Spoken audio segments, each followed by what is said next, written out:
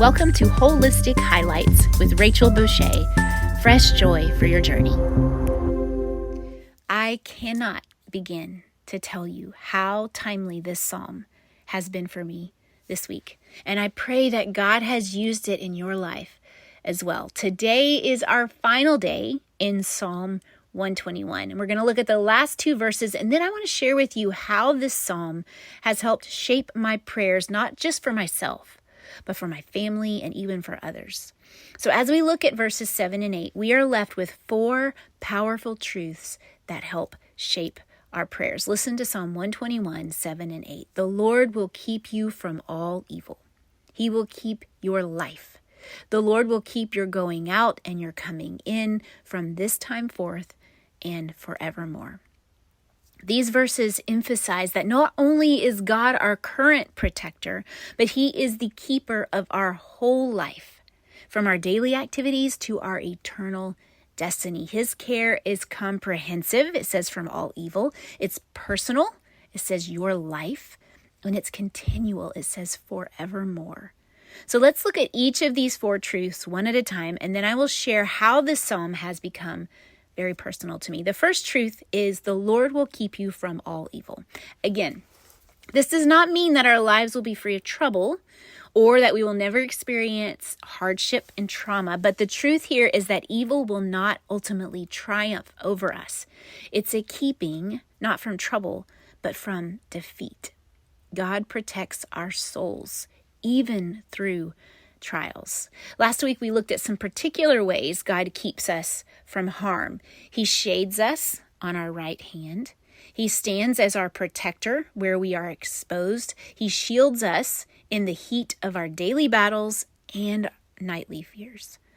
In these last two verses, the psalmist moves from specific keeping to general keeping.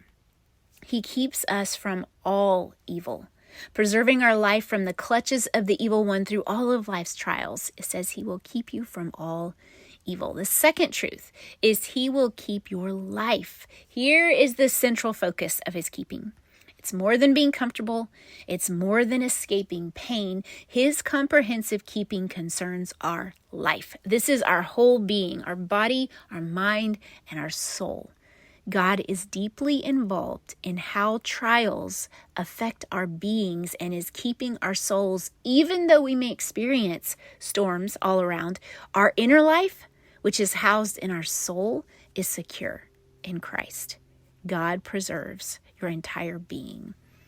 The third truth, you're going out and you're coming in. This is interesting because this is a Hebrew idiom meaning all of life's movements, your work, your rest, your travel, your routines, even your transitions, all of it. This has been so helpful in shaping my prayers this week for my family, and I'm going to share more about that in just a minute. But not only does He keep all of our movements, our going out and our coming in, but He does this right now, in this moment, and also into eternity. And that's the fourth truth. From this time forth and forevermore, His protection isn't seasonal or short term. It extends into eternity. God's protection is continuous and eternal. You know, transitions often bring fear because there's a lot of unknown. This verse affirms that God doesn't lose track of you when your life changes. He is present in every step, in every exit, in every entrance, and He is present forevermore. This frames our days with the truth that God is involved in every movement, not just our spiritual moments, but every aspect of our day. God promises to protect us from evil, but we also must participate by aligning with what protects and nourishes our souls. This is active cooperation with God's keeping. So I want to leave you with 3 ways to put this in action this week as you use this verse to help shape your prayers. So allow these truths not just to shape your prayers for yourself, but for your children, for your husband, for your family, for whomever you may have on your mind. Only God can do the keeping. Our job is to pray and trust His keeping. First action is begin and end each day with this simple prayer. Lord, keep my going out and coming in today. I trust you with what I cannot see. Man, how powerful this is to pray for our children. Lord, keep their going out and their coming in today. I trust you with what I cannot see. We cannot keep our children from everything, every problem or trouble or trauma. We cannot. But God is keeping them through it. And we trust him with what we cannot see. Number 2, guard your mind from subtle evil. Take inventory of the things that you're watching in media, social media, your thoughts, or the influences that may be quietly stealing your peace or pulling you away from truth. Ask this question: is this guarding my life or exposing it to the evil one? What a good question, right? Is this guarding my life or exposing it? Number 3, declare God's faithfulness in transitions. So if you're facing a change, maybe it's a move or a new job or a hard decision, pray Psalm 121:8 out loud. The Lord is keeping my going out and my coming in now and forevermore. So here's how this psalm has intersected with my life this week. Our youngest daughter left for her first ever mission trip out of the country on Saturday, and my heart has been a mess. I cannot contact her, but I've been so thankful for the pictures that the leaders send in the group chat. Little signs of life, that I call them. This week, I have clung to this psalm. I didn't know that this psalm would be such an instrumental piece in this week, but God knew. I didn't know that I'd be finishing up Psalm 121 this week, but God knew I needed these reminders. He knew I needed these truths to shape my prayers. So as I'm praying for her this week, I'm praying that God would keep her from all evil, that God would keep her soul, that God would keep her life and all that entails.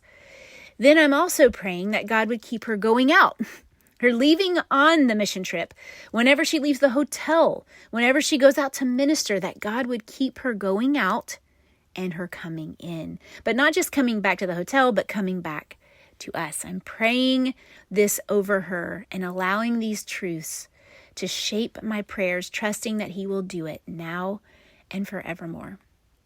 Jesus is keeping her. I can't keep her from a distance. We cannot keep our children from everything. Our part to play in this is to simply pray and trust that he is doing the keeping. So that is how this psalm has intersected with my life this week, and I would love to hear from you. If you want to comment on this Substack or email me at rachelboucher@gmail.com and just share how God might have used this psalm in your life these past few weeks. I would love to hear from you. Thank you so much for listening, and I'm not sure yet what psalm we will be looking at next week, but I will have another one coming out soon, so stay tuned. I'm going to end by reading Psalm 121 in its entirety from the New Living Translation. I look up to the mountains. Does my help come from there? My help comes from the Lord who made heaven and earth. He will not let you stumble. The one who watches over you will not slumber. Indeed, he who watches over Israel never slumbers or sleeps.